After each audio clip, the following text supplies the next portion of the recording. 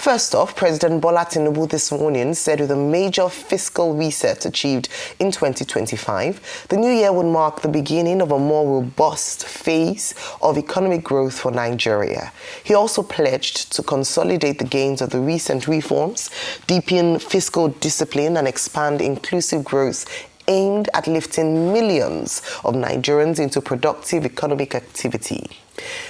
In his New Year goodwill message to the nation, the president said Nigeria achieved a major fiscal reset in 2025, recording steady macroeconomic improvement despite global headwinds, and expressed confidence that the reforms undertaken by his administration were beginning to yield measurable results for the economy and citizens.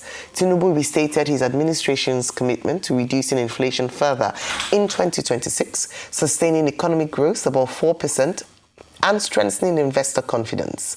In the same vein, he outlined plans to bring at least 10 million Nigerians into productive economic activity through the Renewed Hope Ward Development Program as part of efforts to stimulate grassroots economies, modernize infrastructure, and ensure that the benefits of growth were more widely shared across the country. Various state governors have also shared their New Year messages, as Kebbi State Governor, Comrade Dr. Nasir Idris, has extended warm felicitations to the people of the state on the occasion of the New Year 2026. This was contained in a New Year message issued in Birnin, Kebbi on Wednesday.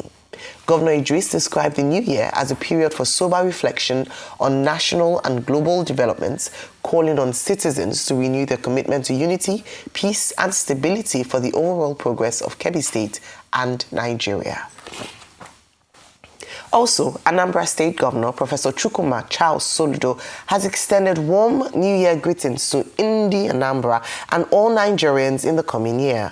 A statement issued by his Chief Press Secretary, Christian Aburime, Governor Soludo expressed optimism about fresh opportunities in 2026 to build on achievements, learn from challenges, and drive prosperity, security, and sustainable development.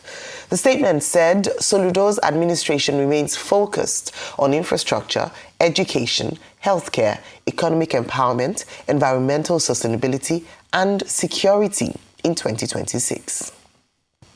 While Akwa Ibom State Governor Umo Eno has wished fellow Akwa Ibomites a happy new year, expressing gratitude to God for the peace and progress achieved in the past year, Governor Eno thanks the people for their prayers, support, and understanding, and appreciated the House of Assembly for approving the 2026 People's Budget of Consolidation and Expansion.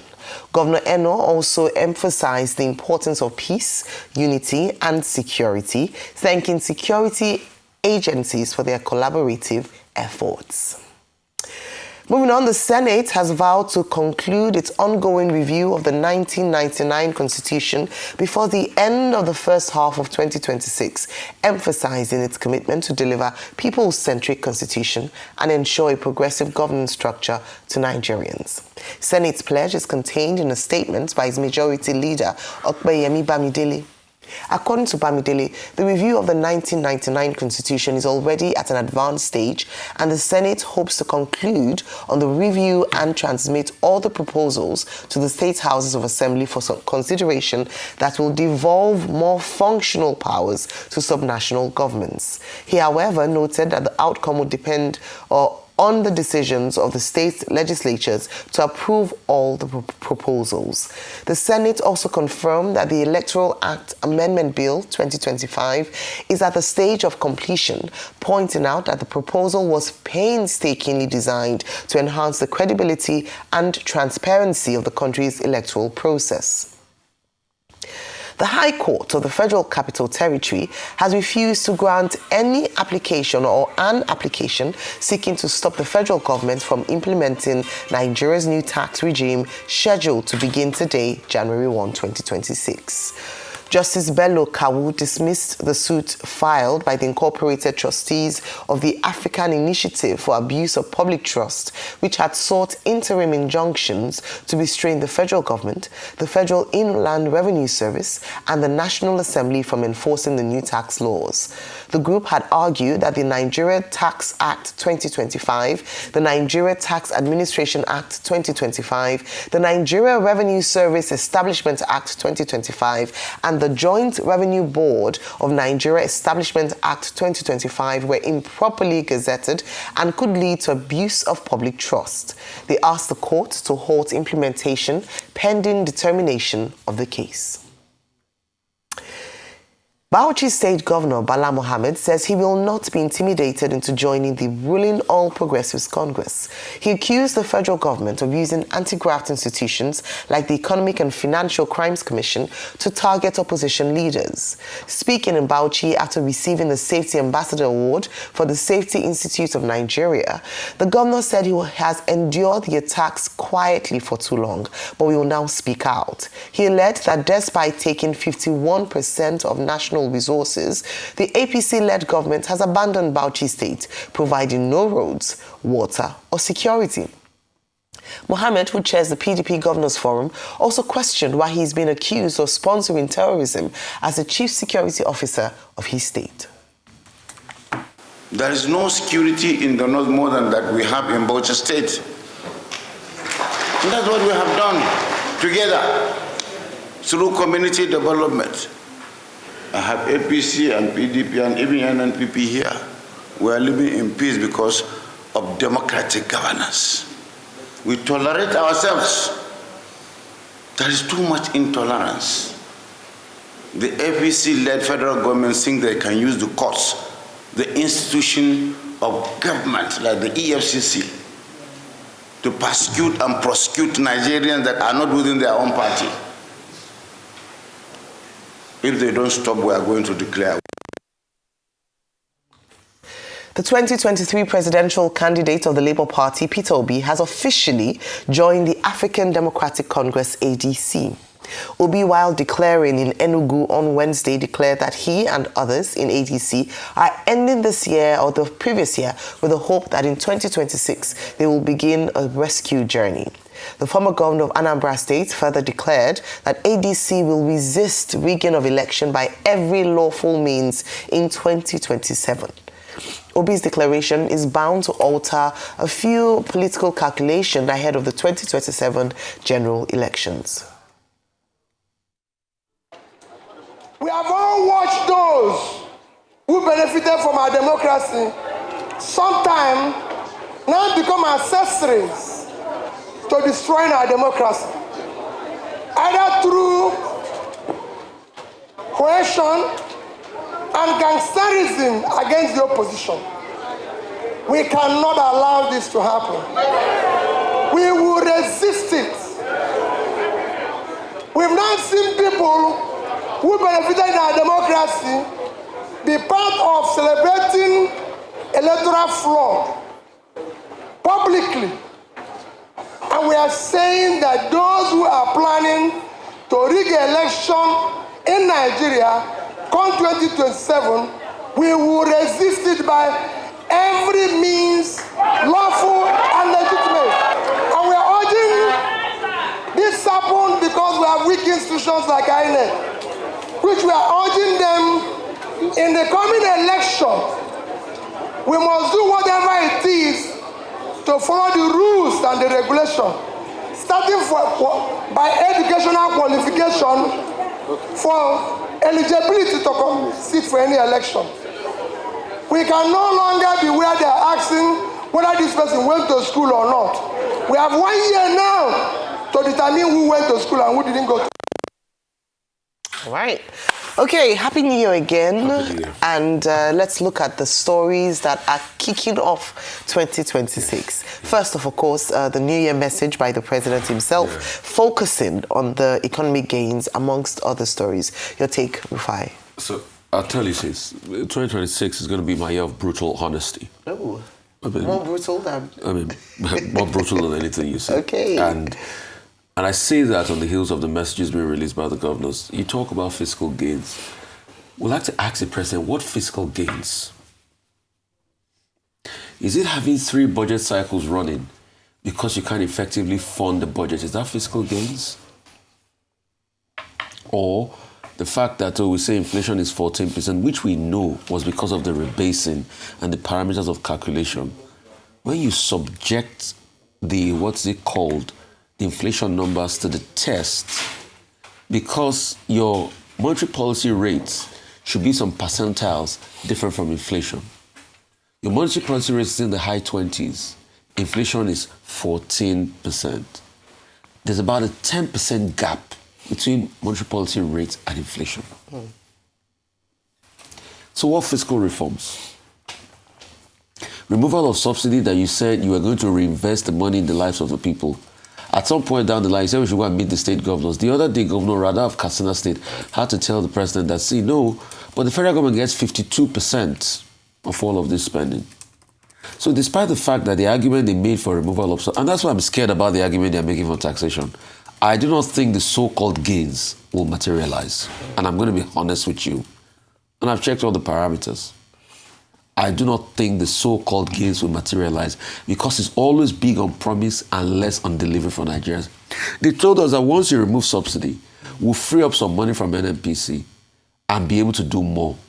What more? In the same breath, you are now telling us that you don't even have money to fund the budget. But the argument they kept on making then is that, well, if we take this 5-6 trillion that we pay in subsidies, we'll be able to channel it into the budgets. That argument has gone from we don't have money to fund the budgets. We have shortfalls. So the question we should ask is, what gains have the people got? Okay, even if you tax them more, you get more PIT and you get more seat from them. Are you not still going to tell us cases about meeting revenue target? The same government went ahead then, after it announced subsidy gone, was paying subsidy for 1 year in the back and kept on lying to Nigerians that they were not paying. I remember how Roots and I used to argue, no, these figures, they're still paying subsidies. Then a year after, that was in about, I think, early 2026, you now said we've officially removed subsidy totally. And they said under the cost pay on under recovery, you're going to write stuff. Now you see how Tinubu Adebayo broke out the fact that they didn't go through the due procedure before they said they're going to write up. So is that the fiscal discipline President Tinubu claims he has given? Is that the fiscal discipline? And for the state governors, what have they been able to do? Haven't we seen luxury at the expense of the people? Correct me if I'm wrong, most states in Nigeria still have problems with water challenges. Most states in Nigeria still have problems with healthcare challenges. Even Lagos, as the big mega city, Ayo, which year you use public water last in your house in Lagos? So when we talk about all of this, okay, trickle that fiscal discipline and all of that in the lives of the people, nothing. See, we keep talking about, oh, okay, taxation and everything. We have a conundrum as regards the tax law. Allegations of forgery and all of that. The revenue. What's the accountability of the revenue? Somebody the other day was saying, no, once Nigeria starts to pay the tax, it will drive accountability. We ask questions. Which questions have you asked that government has ever answered effectively in this country? Is it not the same government that despite the question we're asking as regards the harmonized copy, did they answer us? What did President Tinubu say? He said, okay, we'll go ahead with it. It's in the best interest of people. So, please, we need to be brutally honest with us. And you know why I'm saying all of this on the 1st of January? Yeah. Because we're not going to have a lot of governance this year. It's going to be politicking all through. You saw the political rallies yesterday. It has started. Even look at Obi, what's it called? The campaign to ADC and all of that. It has started. And that's what we're going to be seeing over and over and over and over again. So what gets to the people? So please, I would like to beg government and the state governors, it should not be a year of rhetoric. It should be a year of show walkings. That's what we want, so that the people's life will be a whole lot better for it. So that we will not have inflation 14%. We'll have big reserve of over 50 billion. We're projecting reserve of over 50 billion, but we can't fund a budget cycle. The government that is saying fiscal discipline. Do you know 2026, we are entering this year running 2 budget cycles because the 2025 budget ends in March. All right. It's a year of brutal honesty. Brutal honesty. Let's not try to deceive ourselves. All right, Dr. Bati. Okay, I think that, President Bola Ahmed Tinubu, in terms of his speech, New Year message, did what leaders should do. It was a message of hope. It was a message of reassurance. And I've said it again and again on this table, that political leaders, it's not their duty on the first day of the year to come and preach a message of despair. It's to give the people hope. And that's what President Bola Ahmed Tinubu has done, basically. Now you can divide that speech into 3 parts. In the first paragraph, he paid tribute to God. And he said, it's God that has brought us far. And, this is going to be a year of robust economic growth, of economic consolidation and progress. That's what he's supposed to do as a leader. In the other paragraphs, he now talked about the achievements of last year, or so far. How inflation has gone below 15%, how the various rating agencies, whether it's Moody or Standard & Poor's, have endorsed the reform in the country, how the foreign reserve has gone up, how there is more foreign direct investment by way of giving account. And then he went to another paragraph and said that the objective in this new year, it's no longer coming, it's already here, is to consolidate on all of those issues. And he identified major areas of concern.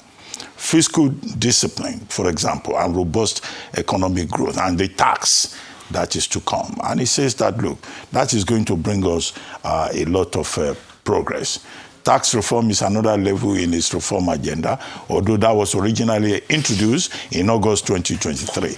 And we have always said that there should be some concurrence, synergy between fiscal policy and monetary policy. And then you have this reform of the taxes that we say, okay, it's long overdue, but the devil is in the details. He talked about security and national stability. I don't think anybody can argue about that. He also talked about inclusive growth and reassured people on this social protection thing via this, what they call the Hope World Assistance Program or Development Program. And then finally, in the concluding paragraphs, he called for unity. He called for responsibility. So if you look at the structure of the speech, I think as if New Year Day speech, I think the president was, on point on all these calls. What you can now say is that, look, it is one thing to promise. It is one thing to engage the people with rhetoric and optimism. The true test is in what the people see in the course of the year. And so what we can take back to the president is that, look, you have made promises. You have given hope. You have reassured us on the basis of your projections. Now, walk the talk, because talk is cheap. We, the people, will only assess you on the basis of what we experience. And what are Nigerians looking forward to this year? They are certainly looking for a better year. They are looking for progress. Will anybody quarrel with hope and progress and optimism? So it's for government which has a responsibility under Section 14 of the Constitution, also Section 15, of the whole of Chapter 2, to make sure that this year is a year of joy for us. After all, they told us in church in the crossover session that this is our year of God's presence and courage. God himself will not come from heaven. Government should be present in a positive manner in the people's lives. Now, to go straight to the tax issue. Now, I guess you were referring to Justice Bello Kawu refusing to grant the ex parte injunction that was applied for by the incorporated trustees of African trustees or whatever. That's the title, trying to prevent the abuse of trustees. And they are saying that because of controversies affecting the 4 tax laws, Nigerian Tax Acts, as they are otherwise known, of 2025, that the implementation should be suspended. Now, Justice Bello Kawu made 2 points. One is that a law that has already been gazetted, that has already been passed by the executive arm of government and the legislature, it would be wrong to stop its implementation. if there is any wrongdoing, that wrongdoing should be demonstrated in terms of implementation. 2, that this came by way of ex parte, an ex parte injunction which, the presidents of the appeal courts and the high courts and even high courts and the high courts have always complained about, means that you will listen to only one party. But the principle in law is that you must hear the other side. Audi alteram patum. And I guess it was on the basis of that that His Lordship decided to postpone, adjourn the case, that's the technical word, till January 9, and then directed that the parties involved, namely the President, the Senate President, the Speaker of House of Reps, the National Assembly, the FIRS, should be served motion on notice. But, if you look at the details of what was reported in the papers, it will appear that His Lordship, while restraining himself from dealing with the substantive matter, made statements that may be interpreted to mean that he was already giving final submissions on the rest, on the main issue. There's something that is called the doctrine of least pendens. The doctrine of least pendens simply means that when a matter is still in court, right, you cannot take action on that particular matter. However, there is literature to also say that the doctrine of least pendens is limited in terms of scope. And then basically in the decided cases like Ujuku versus Lagos State Government, Bua versus Dauda, it relates more to property. So in this particular case, we're dealing with public policy. And so that way, you may excuse His Lordship that, he's not trying to violate that particular doctrine. But the principle of it, as he has stated, is that ex parte injunctions, we all know, have always been abused, more or less.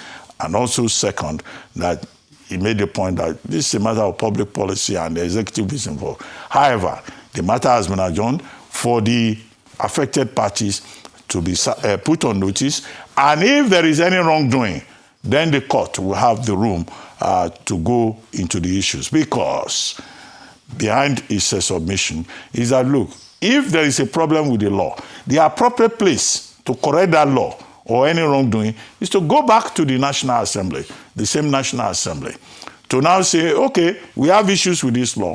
Either we are amending it, or we are abrogating it, or we are suspending sections. But it is not something that can be done summarily by a court of law. So it's just important for commentators to pay more attention to the principles involved. Happy New Year, happy tax year, as Mr. Segun Adeniyi puts it in the back page story of this day newspaper of today. The new tax law comes into force today, the 1st of January 2026. Despite grey areas, criticisms, a bit of fear for a number of people, uncertainty, questions still left unanswered, the infamous gazetted copy versus harmonized by the National Assembly, the errors of insertions, the Tinubu administration is determined to continue. And the case is made for this, especially in his speech and from reports or statements released by his government, is that the benefits far outweigh the criticisms or perhaps the challenges that the new tax law has faced. And so they're going ahead to implement today. A number of things that we have talked about here is with regards to more information and perhaps a bit more resource towards driving correct information. Mr. Taiwo Oyedele, as the chairman and the main driver of this new tax law, has done a good job going from station to station, different platforms, whether new or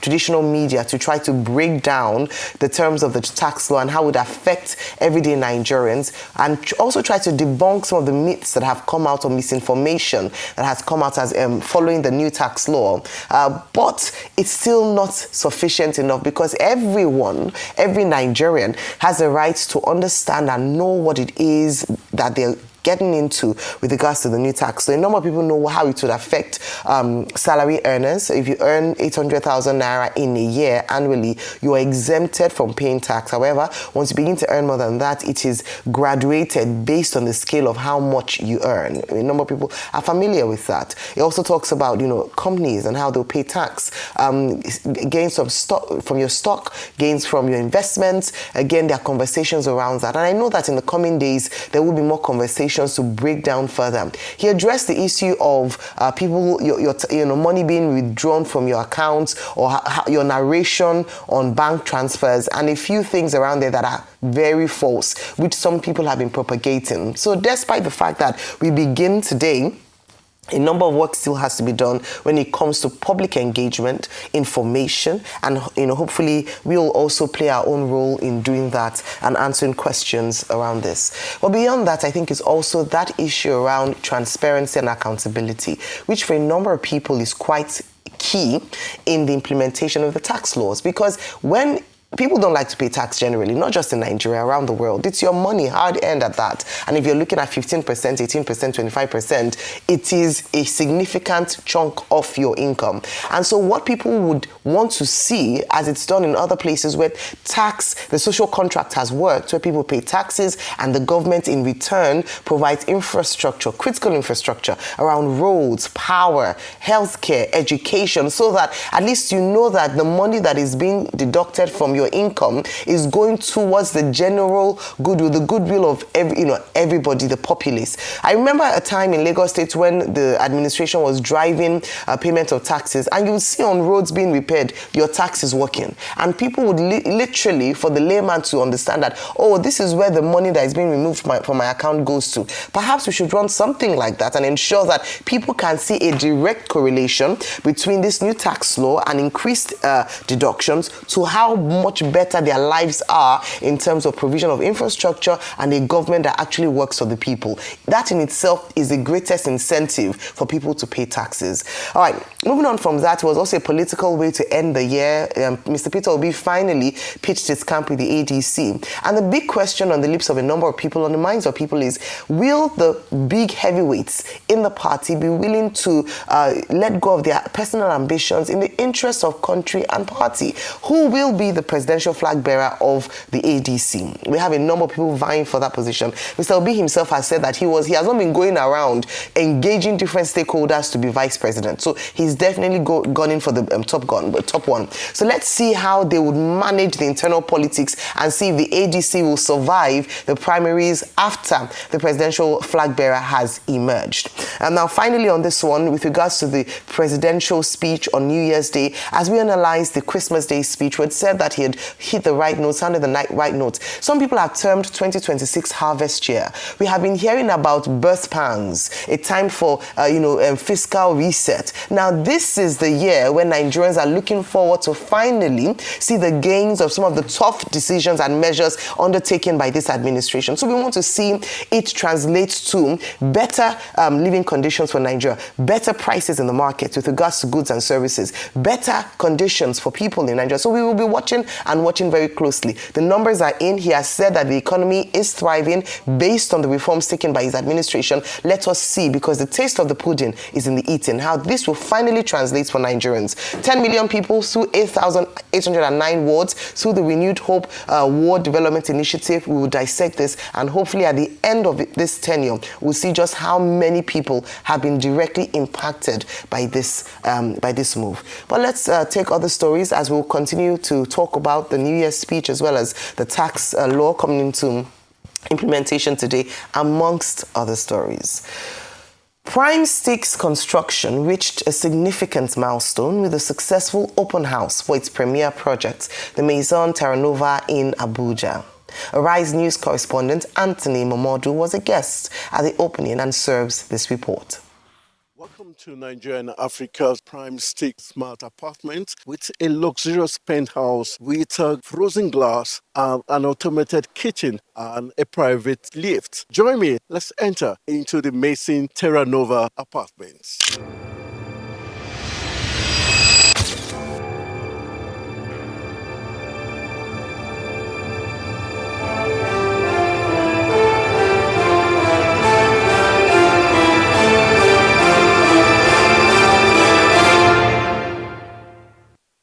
It's impressive. When you go inside and you observe the layout of the various apartments, you understand that the architect really put a lot of thought in it because the layout is very well designed. The building is operational on its own. If you enter from the gate to the elevator to the pool to the rooms to the sound systems, everything is operational. You just need to command and everything is operational.